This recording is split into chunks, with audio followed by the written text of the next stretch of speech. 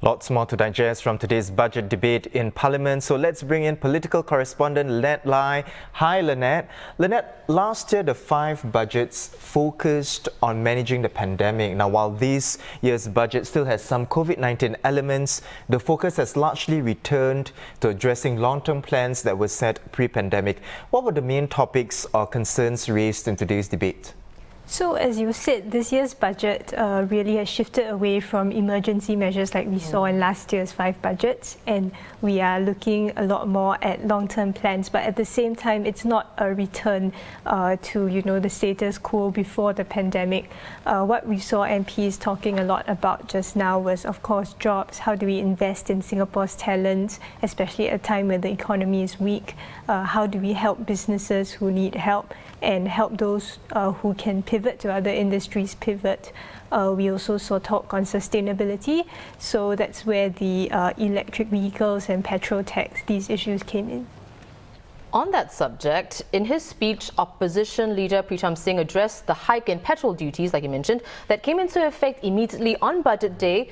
But the road tax rebates would only come in later. So Lynette, other MPs, they raised similar concerns on this topic. What did they say? Yes, so of course the biggest issue is cost. So some MPs raised concerns about whether unscrupulous companies might pass on the cost to consumers.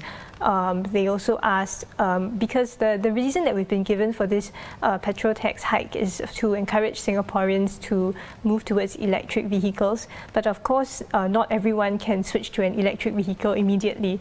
So, and these groups of people will be affected by the petrol tax hike, which, as you pointed out, has taken place. You also have taxi drivers and private hire car drivers who were quite hard hit by the pandemic, and they will be hit by this also.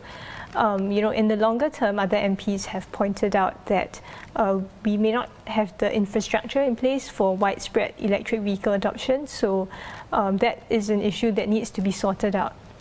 Something else that Mr. Singh brought up was the recommendation to increase salaries for nurses. Now, it didn't have a big place in the budget statement, but this issue was brought up by other MPs as well. What were the shared concerns? So, one concern brought up by Workers' Party MP Faisal Manap is that there was a study in 2018 that found that nurses in Singapore are paid less than their counterparts in Australia, for example. And since Singapore does rely quite a bit on foreign nurses, it could make it harder for us to keep the nurses that we have. So remuneration, although there's no details yet on this salary increase, but he's basically underlining the point that remuneration is very important.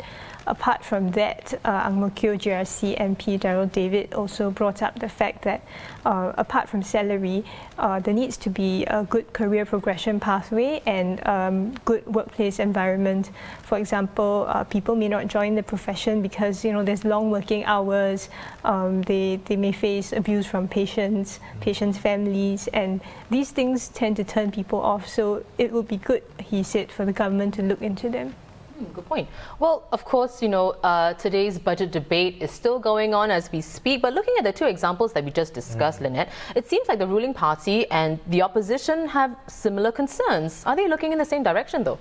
I think broadly, yes, everyone's looking in the same direction. They recognise that Singapore is in a place where it is recovering, but things are still very dicey. There are certain sectors of the economy that need more help. Where they differ perhaps is where each party wants to draw the line on what help should be given, how much help should be given. And as the Workers' Party has always said, they are there to provide a check and balance. And sometimes they also, their value is also in questioning the fundamental assumptions that Singaporeans may have about the way things are done or should be done. For example, Mr. Singh earlier brought up how we should make sure that all this money that is being spent on COVID-19 help is well spent, and the importance of accountability, of transparency.